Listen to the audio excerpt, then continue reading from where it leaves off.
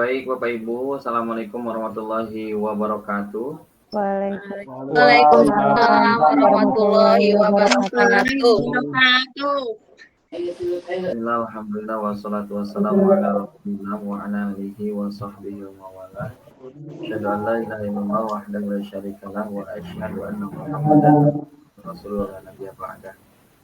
Bapak Ibu yang saya hormati, yang saya cintai, terima kasih malam ini kita bisa berkumpul di dunia maya melalui daring untuk melakukan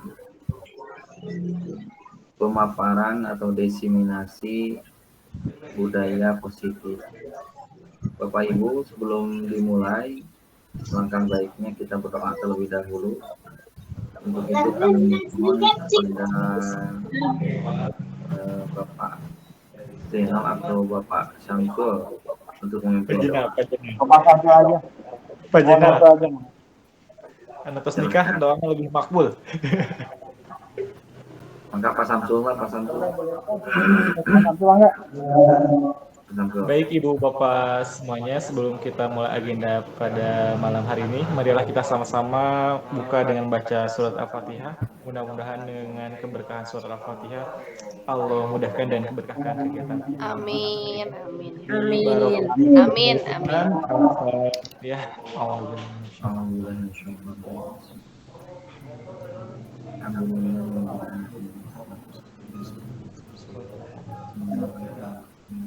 Amin ya Allah ya Rabbal alamin. Dikembalikan lagi ke Pak Salman.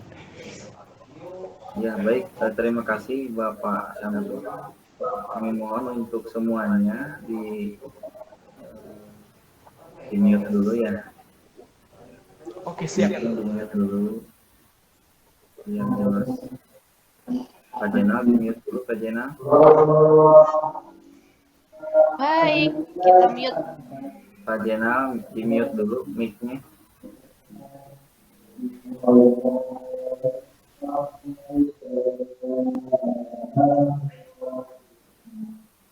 Oke, mohon maaf saya mute langsung di sini ya.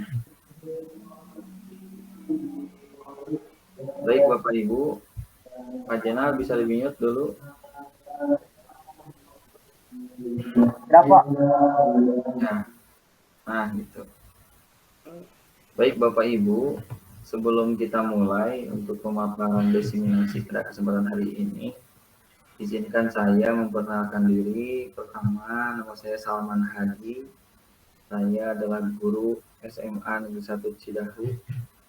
Ya, tentunya bersama dengan Bapak Ibu, terima kasih telah menyempatkan di malam ini untuk bersama-sama kita saling belajar, saling mensupport setiap perubahan-perubahan yang baik untuk sekolah kita, khususnya di masa yang akan datang. Alhamdulillah pada kesempatan hari ini saya selaku calon guru penggerak angkatan 8 insya Allah akan memaparkan diseminasi budaya positif. Mudah-mudahan ini bisa menambah wawasan Bapak Ibu. Tentunya mudah-mudahan kita bisa berubah bersama-sama, bergerak, tergerak, dan menggerakkan. Apalagi ini Bapak Ibu yang masih muda-muda, ya, ada Bu Wulan, ada Pak Samsul, ada Bu Cisma, ada Bu siapa lagi ya tadi, Bu Encip, kemudian ada Bu Nita, ada Bu Dina, apalagi Bapak Anjar ya, sangat muda banget gitu, Pak Jenal. Alhamdulillah. Nah, Bapak Ibu, izin saya screen ya Bapak Ibu.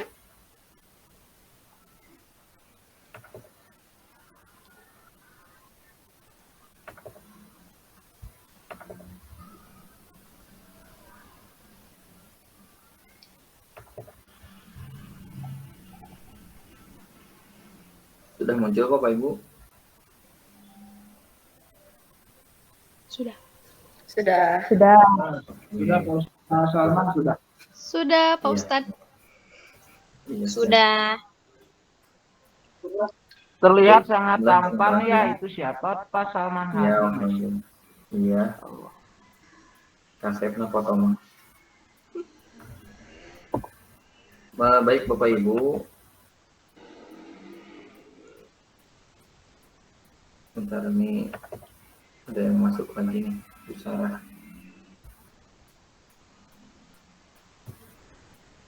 Baik Bapak Ibu, pertama ini kenapa saya tulis Merdeka Belajar ini, mudah-mudahan bisa menjadi penyemangat kita untuk melakukan perubahan. Tentunya perubahan dari mulai kurikulum 2013 dan sekarang kita beralih ke kurikulum Merdeka Belajar. Nah, izinkan saya memaparkan apa yang telah saya pelajari khususnya di modul 1.4 yaitu budaya positif. Bapak Ibu, sebelum kita membahas tentang budaya positif, alangkah baiknya kita memahami terlebih dahulu di awal tentang salah satu modul yang telah dipelajari. Itu yang pertama, itu ada filosofi Ki Hajar Dewantara. Nah, ini merupakan ruh dari pendidikan di Indonesia, di mana Ki Hajar Dewantara menyebutkan bahwasannya menuntun segala kodrat yang ada pada pola anak agar mereka dapat mencapai keselamatan dan kebahagiaan yang setinggi-tingginya, baik sebagai manusia maupun sebagai anggota masyarakat. Jadi ini adalah tujuan pendidikan kita. Nah Bapak Ibu, Ki Hajar Dewantara ini seorang pemikir pendidikan dan ini menjadi rujukan bersama bahwasannya dalam mendidik kita harus betul-betul memperhatikan segala kodrat yang ada pada anak. Jadi anak memiliki potensi yang berbeda sehingga kita tidak bisa menyamaratakan semua anak harus memiliki kompetensi yang sama.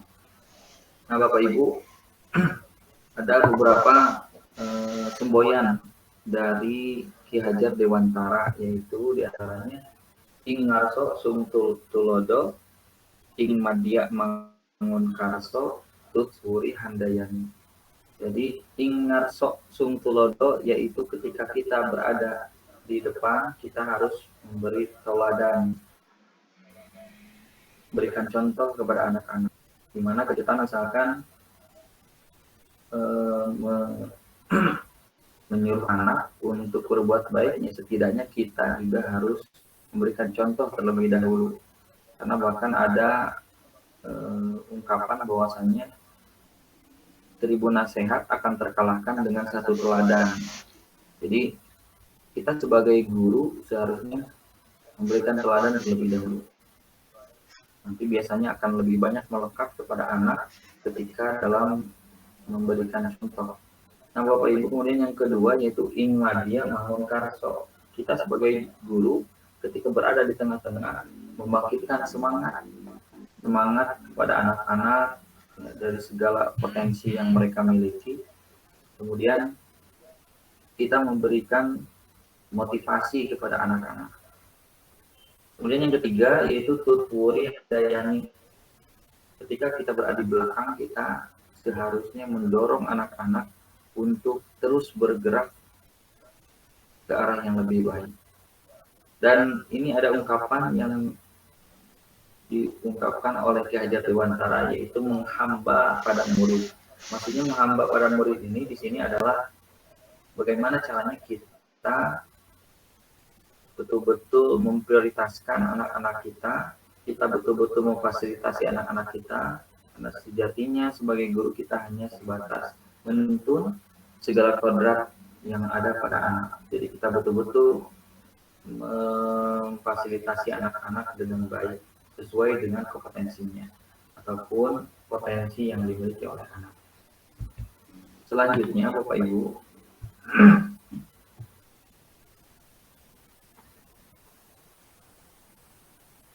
setelah kita memahami filosofi Ki Hajar Dewantara, selanjutnya pastikan kita memimpikan murid yang seperti apa Bapak Ibu kira-kira. Ketika kita misalkan menjadi seorang pendidik, apa sih impian kita terhadap anak-anak anak itu apakah mereka harus semua jadi dokter, semua harus jadi polisi misalkan atau jadi tentara. Nah, itu tergantung impian kita. Nah, sejatinya impian kita juga mengarah kepada semua potensi yang dimiliki oleh anak. Jadi anak bebas memilih apa yang mereka suka, kemudian kita hanya membantu menumbuh kembangkan potensi anak tersebut. Jadi di awal untuk menggapai satu pendidikan yang baik adalah pertama kita harus memiliki impian terlebih dahulu. Makanya impian ini diwujudkan dalam sebuah visi seorang guru. Jadi untuk memberikan motivasi dan semangat untuk kita untuk terus menggapai tujuan yang kita ingin tuju. Nah, selanjutnya Bapak Ibu, ini poin yang inti dari aksi nyata pada kesempatan hari ini, yaitu diseminasi budaya positif. Pertama, Bapak Ibu, dalam budaya positif ini ada disebut dengan disiplin positif. Disiplin positif ini lebih kepada aturan-aturan yang dibuat secara bersama. Jadi biasanya dibuat dengan berupa keyakinan kelas.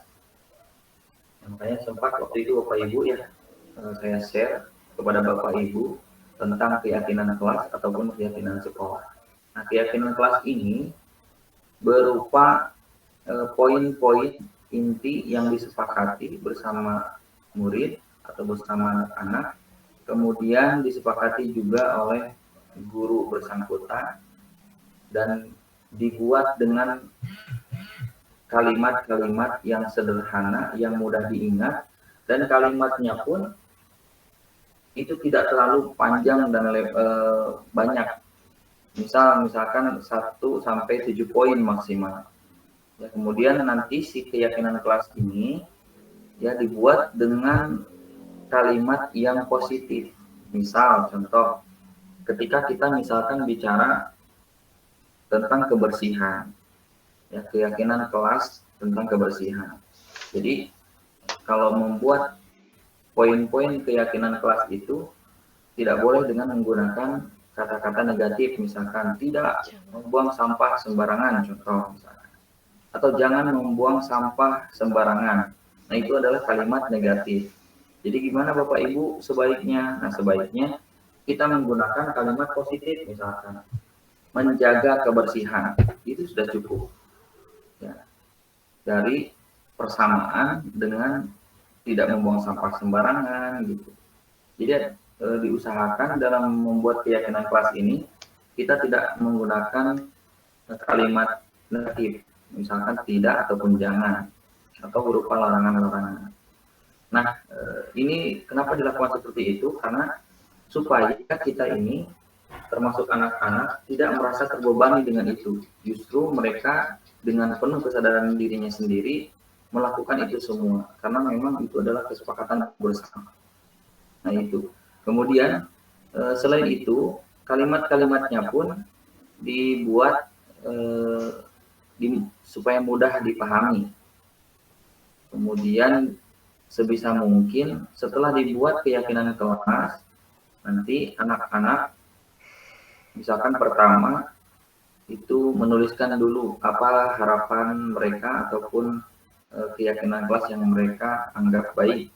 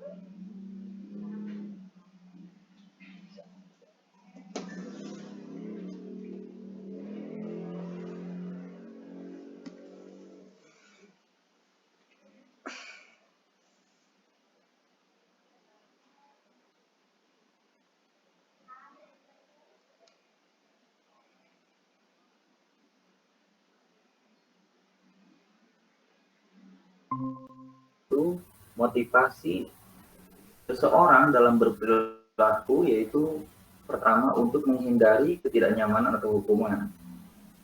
Kemudian yang kedua untuk mendapatkan imbalan atau penghargaan dari orang lain. Nah Bapak Ibu, kita fokus dulu ke dua motivasi ini. Kira-kira Bapak Ibu masuk ke motivasi yang mana ketika misalkan Bapak Ibu datang tepat waktu ke sekolah? Coba boleh dinyalakan mikrofonnya. Mungkin ada yang mau berpendapat. Kira-kira posisi Bapak Ibu itu ada di mana motivasinya? Ketika datang tepat waktu di sekolah, apakah karena menghindari ketidaknyamanan, takut dihukum sama kepala sekolah, atau takut disindir sama kepala sekolah, atau pilihannya yang kedua karena ingin mendapatkan imbalan, karena ketika misalnya Bapak Ibu datang tepat waktu di sekolah, itu bisa Bapak Ibu mendapatkan penghargaan. Kira-kira ada yang mau berpendapat Bapak Ibu sesuai dengan motivasinya sendiri? Coba Ibu Lasti. Kira-kira ada di mana Ibu Lasti posisinya saat ini motivasi datang tepat waktu ke sekolah? Ya, tentunya motivasi saya yang ketiga ya, untuk menjadi orang yang mereka inginkan dan menghargai diri sendiri dengan nilai-nilai yang mereka percaya. Tetapi tidak dipungkiri juga terkadang misalnya ada hari-hari tertentu yang memang kita tidak 100% bisa memberikan yang terbaik buat anak-anak gitu. Jadi tetap motivasinya yang ketiga, tetapi tidak dipungkiri ada juga motivasi lain seperti kadang karena menghindari hukuman dan lain sebagainya. Seperti itu. Oke, terima kasih Bu Lasti. Jadi tidak dipungkiri ya, kita mungkin berada di motivasi yang pertama ataupun yang kedua. Nah, boleh coba Pak Samsul. Samsul ada Pak Samsul? Kira-kira Pak Samsul ada di posisi mana Pak Samsul? Motivasi.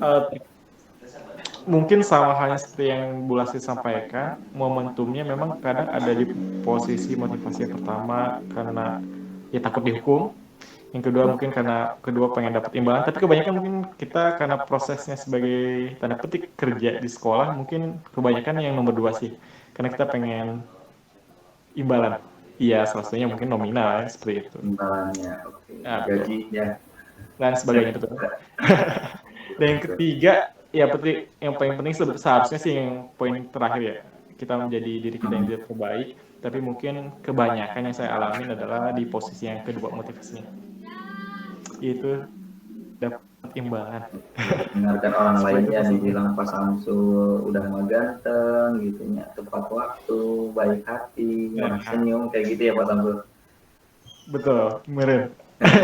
Ya mungkin kebanyakan seperti hal yang sampaikan yang tadi Bu Lasti. Jadi momentum itu tuh akan mempengaruhi kita dalam motivasi ke sekolah. Tapi mungkin yang saya alamin kebanyakan pasti di poin nomor 2 sih. Jadi kebanyakan ya tadi karena ada faktor orang lainnya atau ada imbalan kayak gitu. Oke, terima kasih Pak Samsul. Nah Bapak Ibu, tidak dipungkiri ini juga kan terjadi dalam hidup kita. Jadi kita pun merasakan kurang lebih motivasi yang pertama ataupun yang kedua.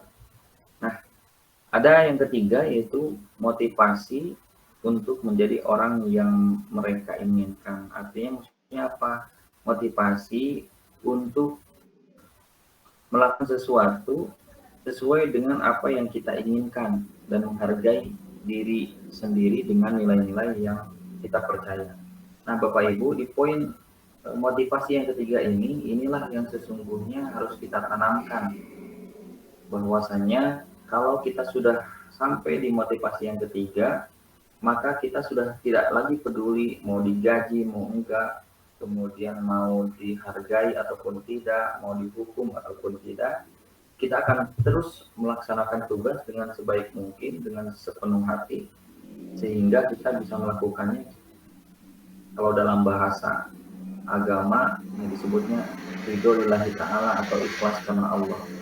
Jadi kalau sudah ikhlas karena Allah, kita sebagai guru pasti tidak akan lagi mengharapkan imbalan selain daripada Allah. Jadi intinya Mudah-mudahan kita semua hari ini bisa belajar untuk menggapai motivasi berperilaku sesuai dengan poin yang ketiga, yaitu atas kesadaran diri sendiri dan yang kita anggap sesuatu yang baik, nilai yang baik dalam diri kita yang kita percaya. Nah, Bapak Ibu, 3 motivasi ini juga ini sangat berlaku buat anak-anak. Nah, kita juga harus paham, anak-anak termotivasi mereka datang ke sekolah itu karena apa? Ya, kadang-kadang anak datang tepat waktu atau misalkan mengerjakan tugas di sekolah itu rata-rata ada di poin 1 ataupun poin 2. Motivasi yang pertama yaitu mereka menghindari ketidaknyamanan, takut dihukum sama guru, makanya mereka melakukan tugas sesuai dengan waktunya. Atau ketika misalkan anak tepat waktu datang ke sekolah, mungkin karena takut hukuman. Ya, apalagi di kesiswaan kan luar biasa ya. Pagi-pagi kadang-kadang dengan nada-nada yang ngegas gitu ya. Walaupun tidak menutup kemungkinan tidak selalu seperti itu. Cuman memang karena mungkin karena kondisi anak-anak yang banyak, kemudian juga ada sebagian yang terlambat, ini juga sangat berpengaruh. Nah, Bapak Ibu, jika berada di motivasi yang pertama, maka sesungguhnya ketika gurunya tidak ada ataupun gurunya tidak mengingatkan lagi, ya motivasinya akan hilang. Karena mereka hanya mengikuti atau menghindari ketidaknyamanan. Adapun misalkan kalau kita misalkan memberikan tugas kepada anak, kemudian kita nggak tanyakan atau tidak ada hukumannya, maka ya anak akan leha-leha dalam mengerjakan tugas. Jadi motivasi yang pertama ini sangat mudah luntur Bapak Ibu, kalau kita pahami baik-baik. Kemudian motivasi yang kedua juga sama. Jadi mereka akan termotivasi hanya karena ada imbalannya, misalkan karena imbalan nilai jadi bagus, atau misalkan sama guru dikasih reward gitu ya, baru mereka akan bersemangat belajar. Nah, ini juga motivasi yang tidak dipungkiri ada pada anak. Maka dari itu Bapak Ibu, bagaimana caranya kita ketika memahami motivasi perilaku manusia ini, seharusnya kita juga bisa mengarahkan anak-anak untuk menjadi orang yang mereka inginkan dan menghargai diri sendiri dengan nilai yang mereka percaya. Jadi kita pun bisa memotivasi anak untuk melakukan segala sesuatu itu ya sesuai dengan keyakinan mereka, sesuai dengan nilai-nilai yang mereka yakini. Misalkan ketika tepat waktu kita akan belajar disiplin, dan itu nanti efeknya ya untuk diri sendiri. Ketika anak sudah termotivasi di motivasi yang ketiga ini, maka anak akan cenderung melakukan itu semua sesuai dengan hatinya, dan mereka akan lebih atau akan melekat pada dirinya ketika melakukan sesuatu kebaikan. Jadi ketika anak sudah termotivasi di tingkatan motivasi yang ketiga ini, anak akan datang tepat waktu tanpa harus nunggu hukuman atau tanpa harus dikasih penghargaan, karena mereka yakini bahwasannya ketika kita belajar disiplin waktu, maka itu akan berimbas kepada dirinya sendiri dan orang pasti akan menghargainya itu. Nah, itu Bapak Ibu, jadi motivasi ini mudah-mudahan kita bisa memahaminya sehingga kita bisa kasihkannya atau membedakan gitunya anak yang mana yang mereka termotivasi dalam berperilaku. Nah, Bapak Ibu, selanjutnya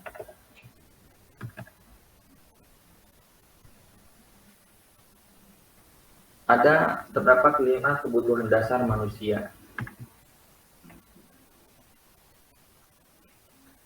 Nah, ini perlu kita pahami juga Bapak Ibu sebagai guru, kita harus memahami ada 5 kebutuhan dasar manusia. Yang pertama, kebutuhan untuk bertahan hidup atau survival. Yang kedua, cinta dan kasih sayang atau love and belonging.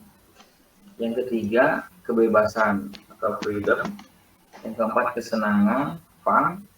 Yang kelima, kekuasaan, power. Jadi Bapak Ibu, kita harus memahami 5 kebutuhan dasar manusia untuk menerapkan budaya positif.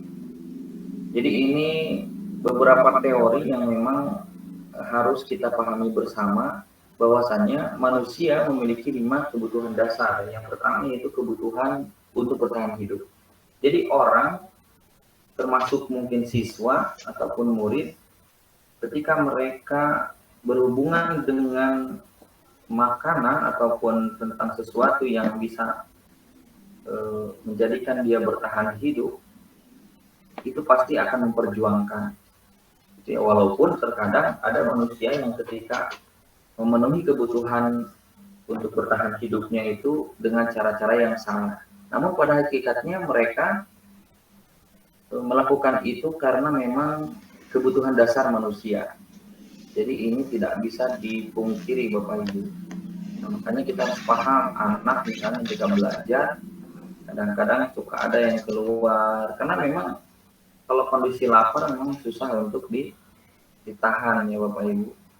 Jadi bagaimana kita menyikapi ini agar anak misalkan ketika masuk ke kelas dalam keadaan sudah sarapan dari rumah masing-masing. Nah kemudian yang kedua yaitu cinta dan kasih sayang. Nah Bapak Ibu, ini juga salah satu poin penting dalam memahami kebutuhan dasar manusia. Kadang ada anak yang dia di kelas caper sama kita mungkin dengan kata-katanya atau dengan perilakunya.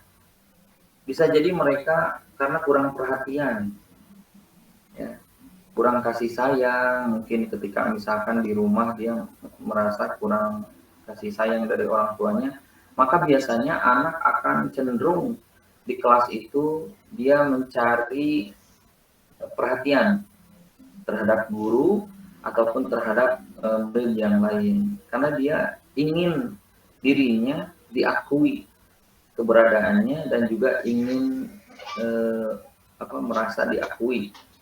Jadi keberadaannya itu ada gitu. Nah ini penting banget Bapak Ibu. Poin yang kedua ini kita harus memahami betul-betul tentang kebutuhan dasar manusia yang kedua ini, yaitu cinta dan kasih sayang. Jadi Bapak Ibu, kalau ada anak misalkan yang di kelas yang cukup aktif gitu ya, biasanya mereka ingin menunjukkan bahwasannya pengen diperhatikan gitu. Maka sebisa mungkin kita sebagai guru harus bisa memahami kondisi anak. Apakah anak ini mungkin kadang-kadang rata-rata Bapak Ibu yang saya alami, anak-anak yang cukup aktif misalkan, bahkan mungkin oleh sebagian guru terbilang anak ini terbilang super aktif. Di anak-anak yang kadang-kadang bikin masalah lah gitu ya sedikit di sekolah gitu ya. Kayak kita ketahui bersama misalkan seperti supporter sepak bola dan lain sebagainya misalkan. Nah itu rata-rata ketika ditanya anak-anak ini ternyata di rumahnya itu broken home. Jadi ada ayahnya mungkin yang bercerai, ibunya bercerai, sehingga ini sangat berpengaruh kepada psikologi anak. Sehingga mereka sangat butuh cinta dan kasih sayang di tempat yang lain, karena memang ini adalah kebutuhan dasar manusia. Nah, ini penting Bapak Ibu untuk kita pahami bersama agar kita bisa melakukan hal yang tepat untuk menangani anak tersebut. Ya, tentunya dengan diberikan mungkin cinta dan kasih sayang yang cukup kepada mereka. Ya, sebatas guru dan murid. Karena apa? Karena bahaya kalau kita misalkan cinta dan kasih sayang sebagai pasangan. Maklum Bapak Ibu, kita kan hari ini mengajar anak SMA, jadi jangan juga berlebihan misalkan ya. Misalkan Pak Anjar gitu ya, meluapkan kasih sayangnya kepada anak-anak sambil dielus kepalanya, kan itu ya mungkin kurang bagus kalau kita di tingkatan SMA. Jadi intinya harus sesuai porsinya aja. Cinta dan kasih sayang harus sesuai porsinya, seperti seorang ibu ataupun seorang ayah kepada anaknya. Nah, kemudian yang ketiga, Bapak Ibu, kita harus pahami betul kebutuhan dasar manusia yang ketiga, yaitu kebebasan. Semua orang, termasuk kita, itu kan ingin bebas, Bapak Ibu. Jadi nggak mau kadang-kadang kita diatur-atur sama orang untuk memilih sesuatu yang kita tidak sukai. Ya, makanya Bapak Ibu, kebutuhan dasar anak juga ini sangat penting. Ya, di mana anak diberikan kebebasan ya dalam memenuhi kebutuhan dasar mereka. Misal, saya ambil contoh misalnya, ketika Bapak Ibu memberikan tugas kepada mereka, ya sebaiknya kita memberikan pilihan yang beragam. Misalkan anak yang suka menggambar, silakan dengan caranya menggambar gitu. Kemudian anak yang suka nyanyi, silakan diungkapkan dengan nyanyi. Ataupun anak yang suka puisi, silakan dibuatkan dengan puisi. Jadi intinya kita tidak memaksakan semua anak itu harus mengumpulkan tugas dengan sama. Ya, ada anak tuh yang sukanya nulis, ada anak tuh yang sukanya cuma baca, ada anak tuh yang sukanya dengan videonya. Jadi intinya kebebasan ini juga penting kita pahami karena kita pun sebagai manusia sangat membutuhkan kebebasan. Ya, bebas dalam memilih pilihannya sendiri. Nah, itulah disebut juga dengan merdeka dalam memilih. Ya. Nah, itu Bapak Ibu. Kemudian yang keempat, ini kesenangan. Nah, ada anak juga yang perlu kita pahami. Kadang anak-anak juga untuk memenuhi kesenangan mereka, kadang-kadang ada anak tuh yang jahil gitu ya. Kemudian ada anak tuh yang sering bercanda-bercanda sama teman yang lain, atau mereka biasanya sering main game dan lain sebagainya. Itu mungkin mereka sedang memenuhi kebutuhan dasar manusia yang berupa kesenangan atau fun. Kita pun sama kan Bapak Ibu ya, sangat membutuhkan kesenangan. Ya, kadang-kadang kalau kita kesenangannya mungkin dengan karaoke bareng-bareng gitu ya, untuk meluapkan kepenatan hidup yang sangat sulit. Ya, itu Bapak Ibu. Nah, Bapak Ibu, kemudian yang kelima, kebutuhan dasar manusia yaitu kekuasaan. Jadi setiap orang pasti ingin merasa dirinya diakui. Ya, dia punya power gitu ya. Makanya kadang-kadang ada anak tuh yang karena mungkin dia merasa punya power, kadang-kadang ada anak yang mungkin ngancem temennya lah, atau misalkan tanda kutip ya, ngebully temennya. Ya mungkin itu posisi dia sedang memenuhi kebutuhan dasar dia sebagai yang punya kekuasaan atau punya power. Begitupun kita Bapak Ibu, kadang-kadang kita ingin menunjukkan power kita kepada anak-anak bahwasanya, oh kita nih guru, kamu harus. Padahal tidak seperti itu juga. Nah, makanya Bapak Ibu, ini 5 kebutuhan dasar manusia yang penting harus kita pahami agar kita bisa meminimalisir ya hal-hal yang tidak diinginkan. Ya, tentunya kita bisa memahami posisi anak itu posisinya di mana, kebutuhan dasar mereka itu apa saja, sehingga kita bisa memenuhi apa saja nih kebutuhan dasar yang belum terpenuhi. Nah, itu Bapak Ibu kurang lebih dari kebutuhan dasar. Nah, selanjutnya Bapak Ibu, nah ini juga penting untuk kita Bapak Ibu. Posisi kontrol seorang guru dalam membangun budaya positif di sekolah. Nah, sebelum kita lanjutkan Bapak Ibu, kita pahami bersama terlebih dahulu yaitu posisi kontrol guru. Di sini posisi kontrol guru itu ada kurang lebih ada 5. Pertama sebagai penghukum, kemudian pembuat merasa bersalah, yang ketiga yaitu teman, yang keempat pemantau, yang kelima itu manajer. Nah Bapak Ibu, sebelum saya jelaskan kira-kira posisi kontrol Bapak Ibu ini ada di mana nih Bapak Ibu biasanya dalam keseharian kita dalam mengajar. Coba Ibu Sarah bisa memberikan tanggapan, Bu Sarah?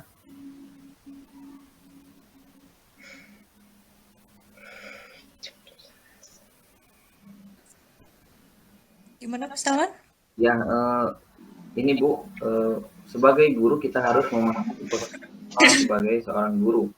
Yang pertama itu menghukum, misalkan Ibu di sekolah seringnya menghukum anak, nah ada anak yang telat dan kemudian langsung dihukum. Atau yang kedua membuat merasa bersalah, atau kita bertindak sebagai kayak teman gitu ya, dengan bahasa-bahasa mengingatkan kepada anak seperti ke teman sendiri gitu ya, pelan-pelan. Atau juga yang keempat itu pemantau, dan yang terakhir sebagai manajer. Nah, kira-kira posisi Ibu ada di mana, Bu? Yang sering dilakukan? Baik, untuk saya pribadi, jadi tidak hanya menjadi satu pilihan saja gitu ya. Dari pilihan yang ada, terkadang kita bisa menjadi teman yang pertama. Yang kedua juga kita bisa menjadi pemantau ketika misalkan dalam pembelajaran. Sekarang kan dituntutnya peserta didik itu belajarnya lebih aktif gitu ya Pak Salman. Jadi bukan selalu guru yang memberikan materi kepada murid, tapi mereka mencari materinya sendiri, lalu kita memantau seperti apa jalannya pembelajaran tersebut gitu. Seperti itu. Iya. Oke, terima kasih Bu Sarah atas tanggapannya. Boleh dong Bu Syifa. Kira-kira Bu Syifa ada di poin mana, Bu? Sebagai guru pada saat ini Ibu mengajar, apakah di posisi menghukum ketika ada anak misalkan yang tidak mengerjakan matematika langsung dihukum, atau misalkan Ibu bertindak kebanyakan menjadi teman gitu ya, dengan gaya mengingatkannya pun ya seperti ke teman gitu. Ya Ibu, silakan boleh tanggapan. Kalau saya pribadi setuju dengan tanggapan dari Ibu Sarah ya. Posisi kontrol guru ini tidak hanya selalu menjadi penghukum saja atau teman saja, tapi menyesuaikan kondisi baik itu di dalam kelas maupun di luar kelas. Bisa kita sebagai teman ketika mungkin sedang bercanda begitu ya di luar kelas, tapi bisa juga kita sebagai pemantau atau manajer ketika di dalam kelas. Seperti itu sih Bapak. Ya, terima kasih Ibu Syifa. Ya, jadi Bapak Ibu perlu kita pahami bersama bahwasanya kita sebagai guru ini kurang lebih memiliki 5 fungsi kontrol. Yang pertama yaitu sebagai penghukum. Jadi kita ini bisa menjadi posisi ini ketika anak misalkan melakukan kesalahan. Namun biasanya ketika kita melakukan posisi kontrol menjadi penghukum, itu biasanya anak akan cenderung benci sama kita, Bu. Ya. Apalagi misalnya kita ambil contoh, misalnya pagi-pagi ada anak yang terlambat, udah gitu menggunakan pakaian yang tidak sesuai misalkan. Terus kita langsung bentak dia, kemudian langsung disuruh pulang lagi. Nah biasanya posisi seperti itu, walaupun kita sebagai guru, biasanya di posisi penghukum ini anak lebih cenderung untuk kecewa, bahkan mungkin tidak mau intinya akan mendownkan anak gitu kurang lebih.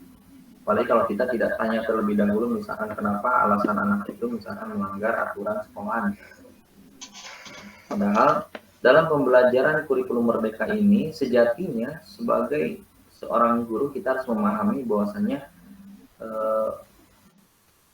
perilaku salah anak itu atau kesalahan yang dibuat oleh anak itu adalah sesuatu kewajaran karena itu adalah proses pembelajaran. Jadi Bapak Ibu, ketika ada anak yang salah, maka kita jangan serta-merta menghakimi dia. Itu justru kita harus tanyakan klarifikasi kepada dia. Seperti apa alasannya, gitu ya. Karena biasanya ketika anak melanggar sesuatu itu pasti mereka memiliki alasan. Itu walaupun mungkin alasannya salah gitu ya, ataupun caranya yang salah.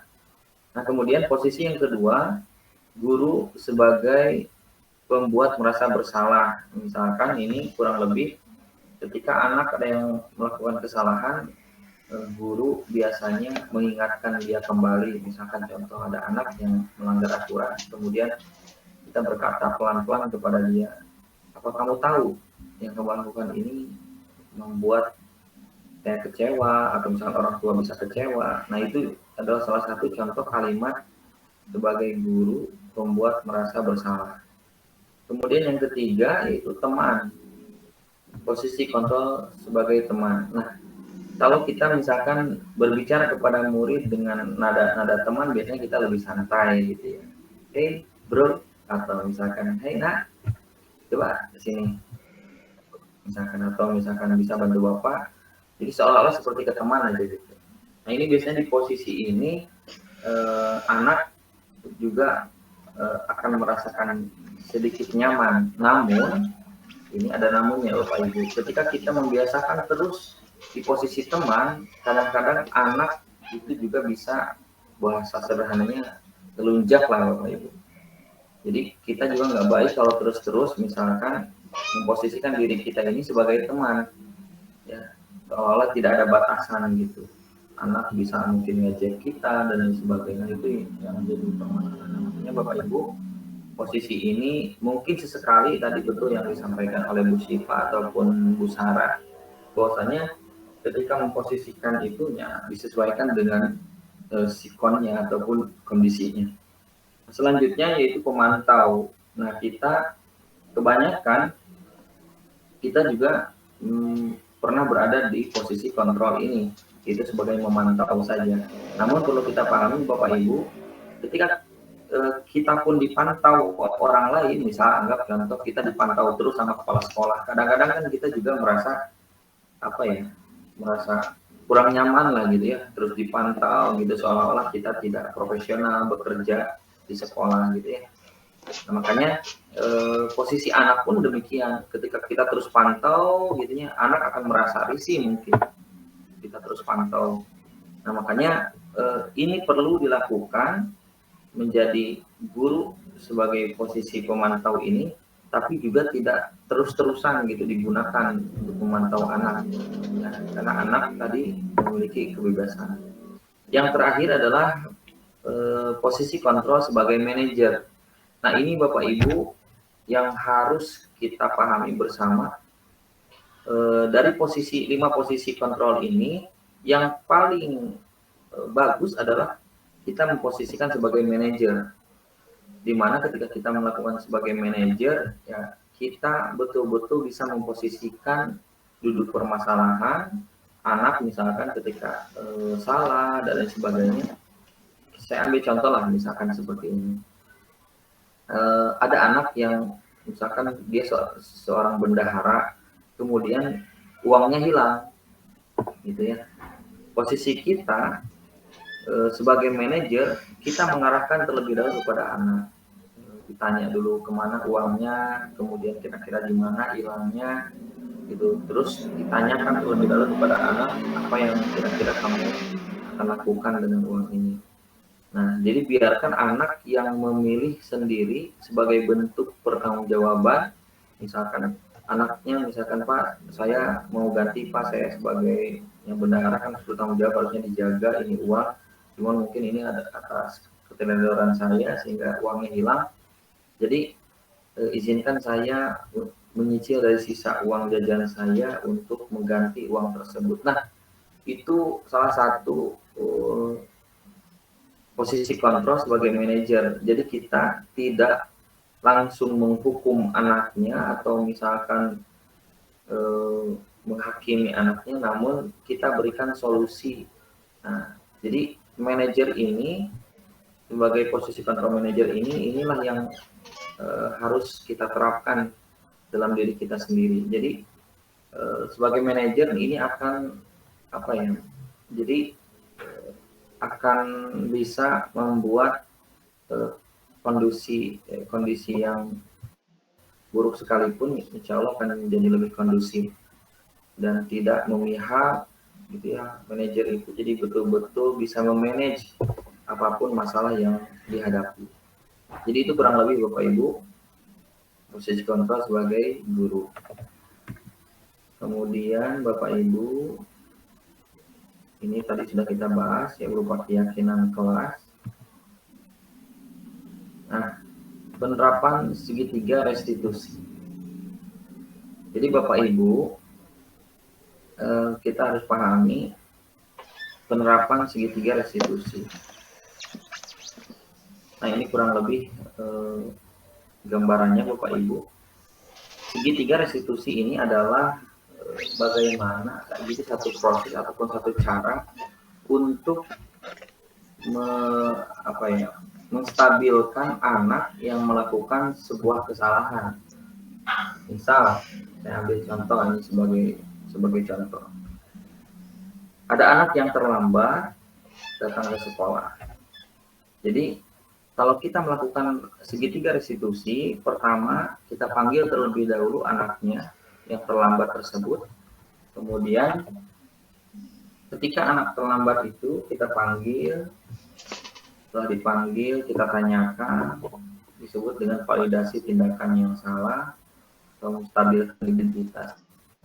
Ketika anak melakukan kesalahan, Bapak Ibu, maka yang harus kita lakukan dalam melakukan segitiga restitusi ini adalah kita tidak boleh langsung menjudge atau menghakimi anak tersebut. Wah, kamu ini salah, kamu harus tanggung jawab. Nah, jadi dengan bahasa-bahasa yang santai gitu ya. Misalkan anak dipanggil, kemudian ditanya, nah kamu tahu kenapa kamu dipanggil sama bapak atau sama ibu? Ya Bu, karena saya tadi telat misalkan. Nah, kira-kira jadi anak ditanya dengan baik-baik, kira-kira nak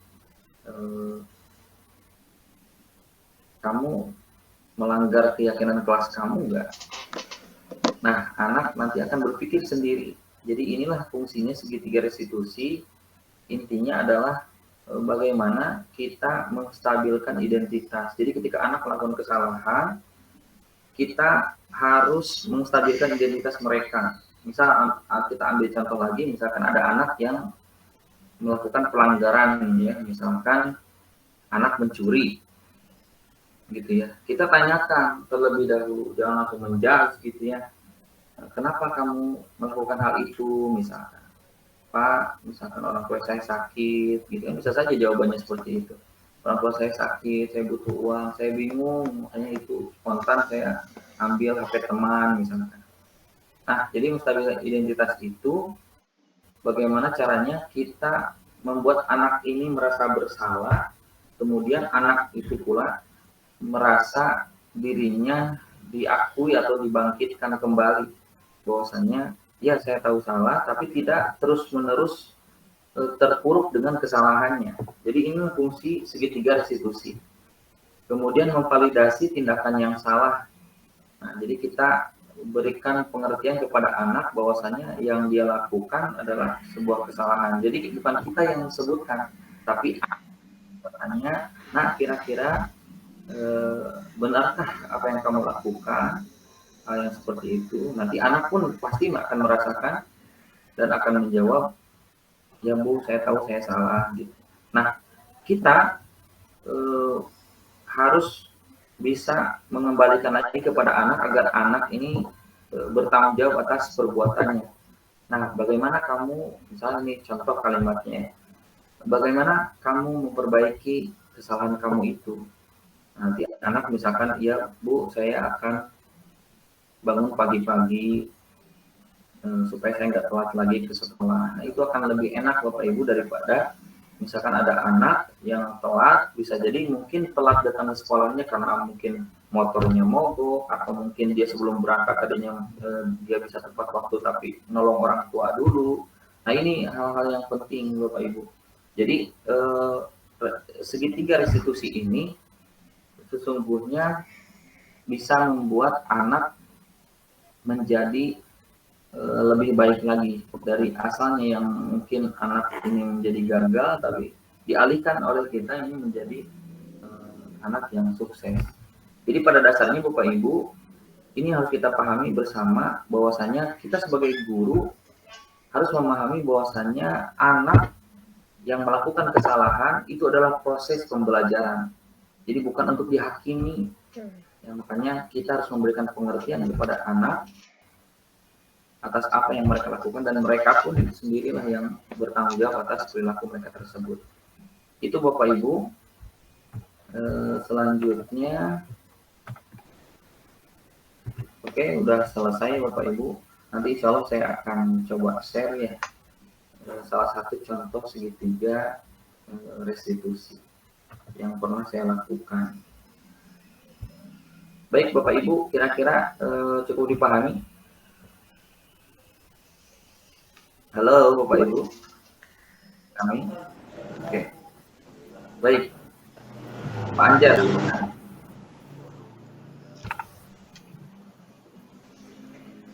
Baik, Assalamualaikum warahmatullahi wabarakatuh. Waalaikumsalam warahmatullahi wabarakatuh. Dengar Bapak Ibu suara saya? Kedengeran. Kedengeran Pak. Kedengaran. Alhamdulillah Pak Salman, paparan yang sangat luar biasa. Alhamdulillah saya pahami, dan saya yakin si kawan-kawan semua, teman-teman yang lagi ikut belajar tentang budaya positif yang mesti diterapkan di sekolah juga paham. Hanya saja Pak Salman, saya ingin memaparkan pemahaman saya terkait mengenai budaya positif di sekolah. Dari 3 paparan, 4 ya Pak Salman, 3 ya. Yang pertama itu motivasi, terus yang kedua itu kontrol ya, yang ketiga itu kebutuhan ya. Iya, kebutuhan dasar manusia. Ya, kebutuhan dasar manusia, terus terakhir segitiga restitusi ya. Pak Salman, sepertinya ketika kita mengarahkan anak-anak kepada motivasi, saya sih lihatnya dari beberapa poin yang Pak Salman gambarkan itu lebih kemuarannya kepada motivasi. Motivasi ya, yang tadi Pak Salman sampaikan ada 3 motivasi, antara eksternal dan internal, 2 eksternal, 1 internal. Nah, mungkin kita sebagai guru, khususnya di SMA Negeri 1 Cidahu, berupaya bersama-sama agar anak-anak selalu melakukan perubahan dan pada akhirnya berdampak kepada budaya positif di sekolah kita, itu kepada motivasi internal. Karena mungkin dengan motivasi internal, saya yakin kebutuhan mereka juga akan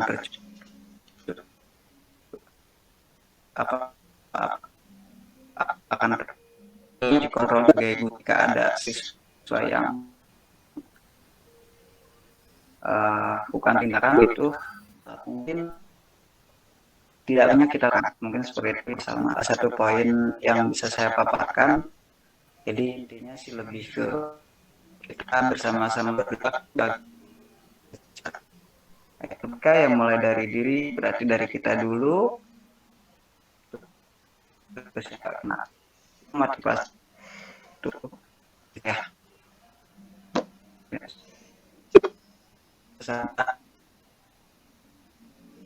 Ketika kita ada 5 posisi 5 posisi kontrol apa sih Pak yang tadi yang 5 posisi kontrol.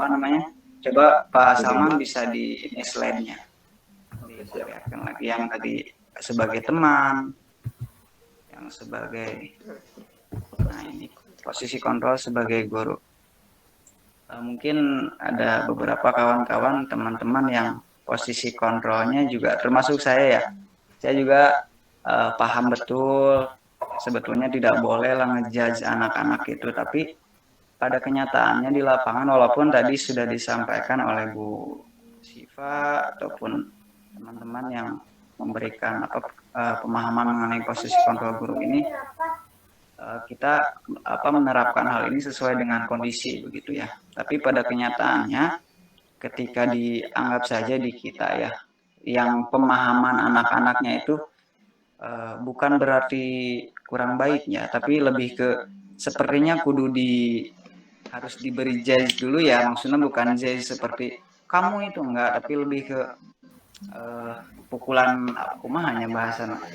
Saya takut salah nih ngomong di depan teman-teman hebat nih. Mungkin Bapak. Ya betul Bu Siva, ya harus diberi penekanan dulu. Mungkin kebanyakan lebih efektif di posisi kontrol penghukum ya Pak Salman. Walaupun memang harapan kita ya sebagai guru itu ada di posisi manajer ya. Nah, ketika saya coba menerapkan posisi kontrol itu kepada, anggap saja sebagai teman ya Pak Salman, tapi pada kenyataannya mungkin anak-anak bukan tidak berubah, saya yakin pasti berubah, tapi perubahan itu relatif lambat begitu. Nah, dari kasus seperti itu, apa yang bisa saya lakukan agar saya tetap bisa melakukan posisi kontrol yang diharapkan sebagai manajer, tapi anak-anak bisa mengerti ataupun bisa cepat berdampak lah gitu. Nggak usah menjadi posisi kontrol guru penghukum begitu. Cukup dimengerti ya Pak Salman, walaupun panjang, mudah-mudahan bisa dimengerti. Terima kasih. Terima kasih Pak Anjar, tanggapannya, begitupun dengan masukannya ya. Mungkin Pak, ini saya tanggapi juga ya. Intinya adalah ini adalah salah satu cara ataupun jalan untuk sama-sama saling menguatkan Pak, dari semua guru, dari komponen sekolah. Bagaimana kita mewujudkan budaya positif itu memang pasti akan sulit. Terlebih mungkin dari dulu kita sudah terbiasa dengan pengalaman-pengalaman pembelajaran sebelumnya. Jadi memang ini butuh proses Pak. Jadi pelan-pelan ya, kita bersama saling mendukung, saling support. Karena budaya positif ini juga kalau misalkan hanya kita saja yang paham atau hanya kita saja yang mulai untuk bergerak dalam hal ini, yang kemungkinan juga tidak akan bisa jalan budaya positif itu. Jadi budaya positif itu bahkan seharusnya setiap rapat guru, begitupun dengan rapat orang tua, ini juga harus disampaikan kepada anak, terutama kepada orang tuanya, dan semua komponen yang ada di sekolah. Bahkan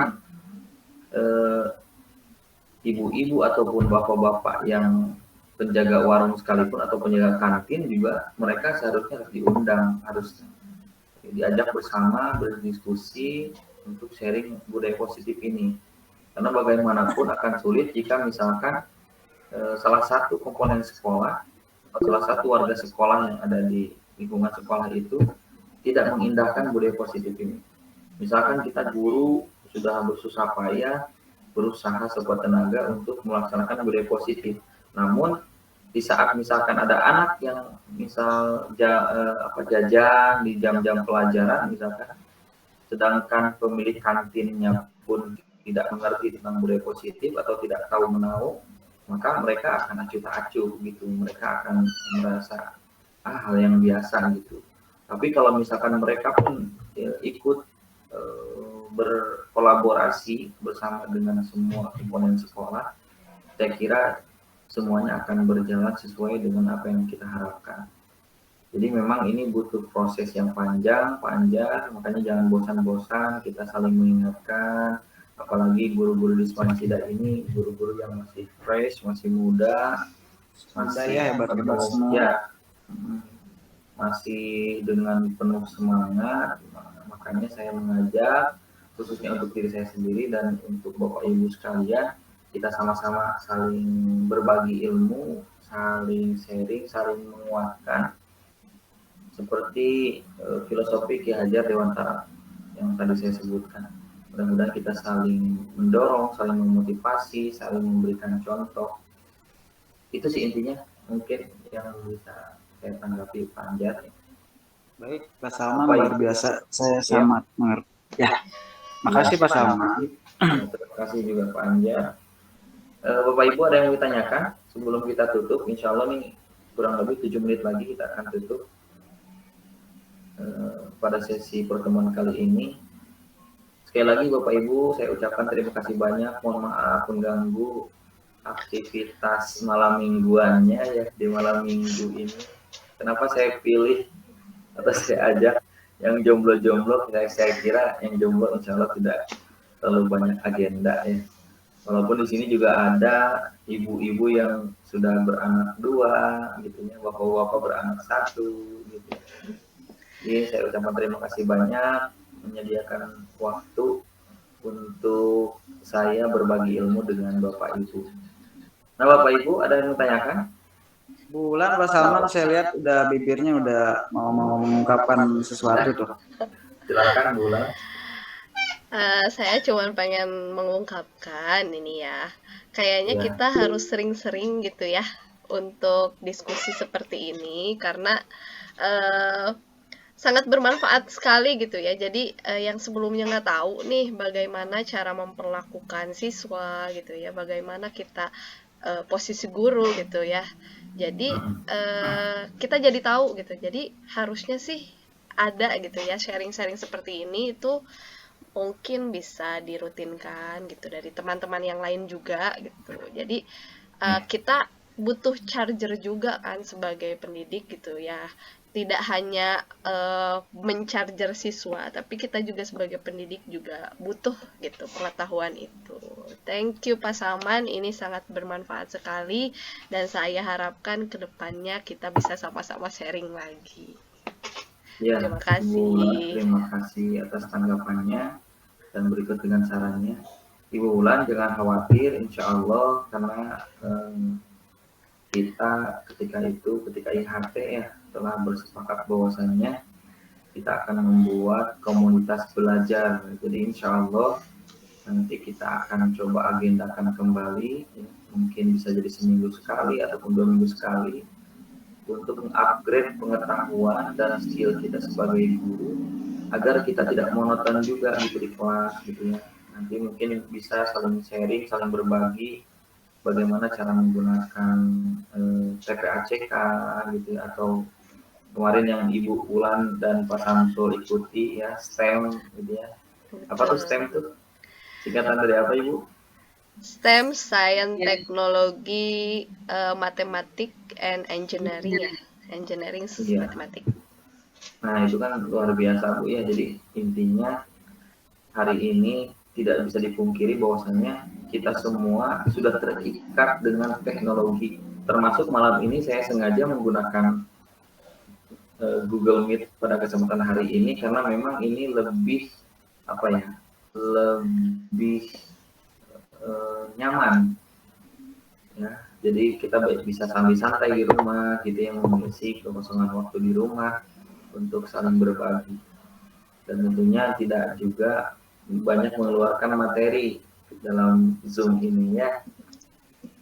Nah itu mungkin Bu Wulan, terima kasih atas sambutan dan tanggapannya yang luar biasa, semangatnya. Mudah-mudahan kita semua selalu diberikan kekuatan oleh Allah untuk terus memperbaiki diri kita agar kita bisa memaksimalkan potensi anak di sekolah kita. Ada lagi yang mau disampaikan Bapak Ibu, Bu Siva mungkin ada tanggapannya ataupun pertanyaan, silakan, atau yang lainnya silakan. Ada waktu 3 menit lagi Bapak Ibu. Bunita ada kenyang-kenyang kayaknya mau sampai.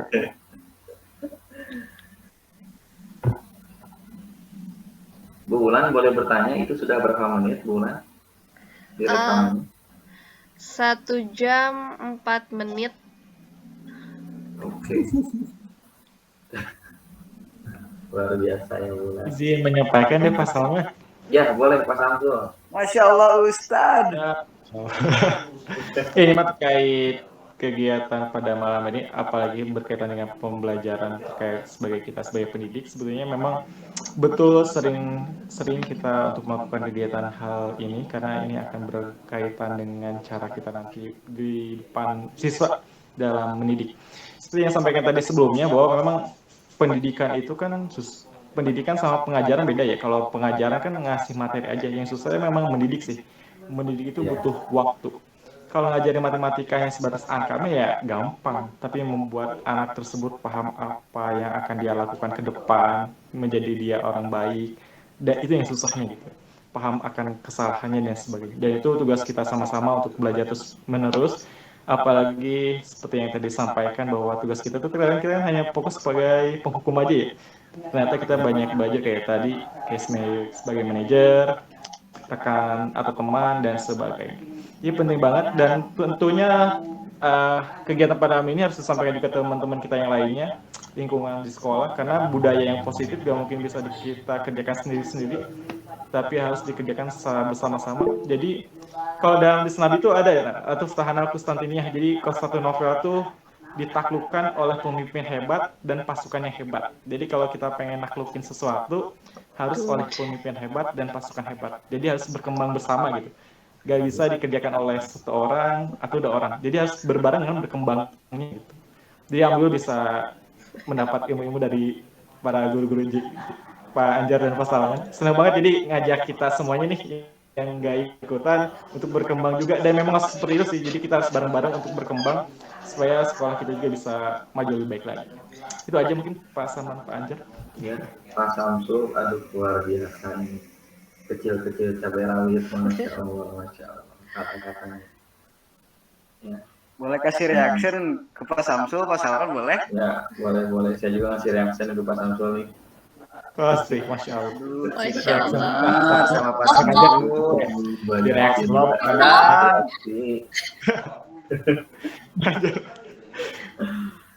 Iya, terima kasih Pak Samsul atas masukannya, berikut dengan tanggapannya ya, yang luar biasa. Ini juga menambah semangat saya dalam melakukan hal-hal baik, ya, tentunya praktik-praktik baik di sekolah.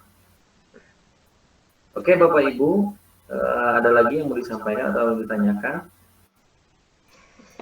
Ingat ini waktu udah pukul 9, khawatir Bapak Ibu juga butuh istirahat, mungkin ada yang bebeknya ada di rumah, ya Bu Lasti ada di rumah bebeknya? Gantian video call-nya. Oh lagi gantian video call-nya. Jadi sekarang sama teman dulu ya, nanti sama bebek ya. Bu Siva boleh mau tanggapi atau mau bertanya Bu Siva? Sudah diwakilkan oleh teman-teman yang lain. Oke. Pokoknya makasih untuk Pak Salman, Iya. komunitas belajar juga, kita bisa dapat ilmu banyak. Thank you untuk komunitas belajar. Thank you Pak Salman. semuanya. Sukses semua. Ustaz, foto dulu dong. Dulu ya Bapak Ibu ya. Kumpul. Sebelum kita akhiri pertemuan kali ini, alangkah lebih baiknya kita berdoa terlebih dahulu, kemudian nanti setelah berdoa kita sama-sama foto bersama dulu ya sebagai bukti.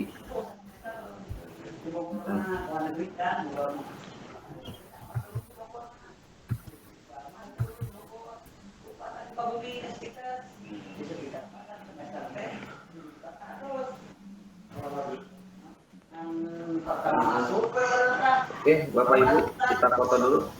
Oh, belum. Mana senyumannya Bapak Ibu? 1, 2, 3.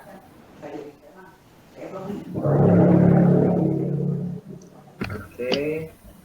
Ada juga yang bisa bantu, mungkin teman-teman yang lain di laptopnya. Nah kebetulan di saya ini muncul cuma 5 orang. Yang muncul semua bulan. Ininya kayaknya si screen presentingnya. Kebetulan ya aku nggak muncul semua. Lagi rekam juga nih, nggak muncul. Oke. Cip udah muncul semua belum, Cip? Udah muncul ya? Muncul. Muncul semua? Tapi munculnya yang hanya on cam saja. Ya. Oh ya, on cam. Iya, nggak apa-apa, muncul. 2, 3 tuh, Cip. Gitu. Oh, tapi harus akunya yang dipin. Oh, alah. Oh, kamu dipin dulu. Enggak. Dipin dulu kamu. Ayo, berpose. 1, 2, 3.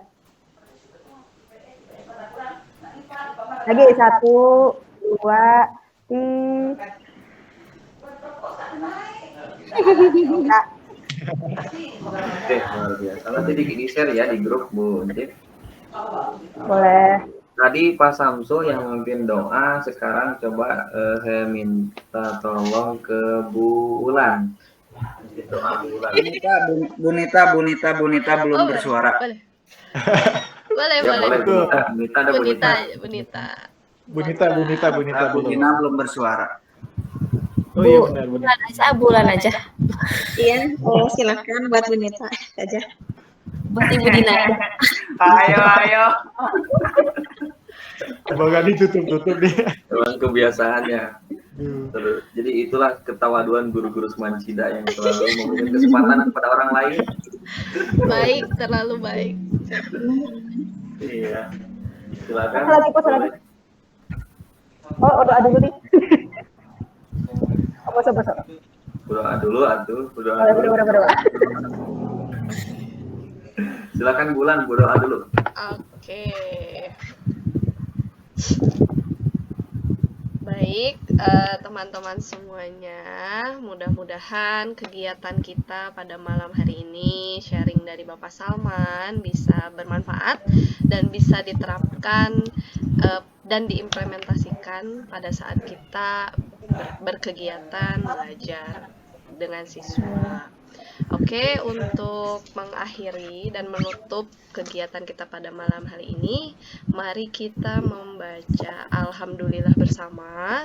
Kemudian kita, ya, Alhamdulillahirabbil alamin. Kemudian tadi dibuka dengan surat Al-Fatihah.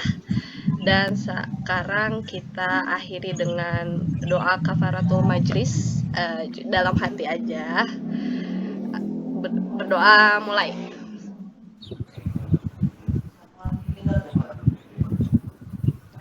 Selesai. Terima kasih. Mudah-mudahan kegiatan kita bisa bermanfaat. Mangga saya kembalikan kepada Bapak. Amin. Terima kasih teman-teman. Thank you. Foto lagi? Foto lagi. Ini masih rekam loh ya. Oke, mantap. Sip. Dah. Terima kasih semuanya. Thank you. Saya terharu Bapak Ibu. Terima kasih.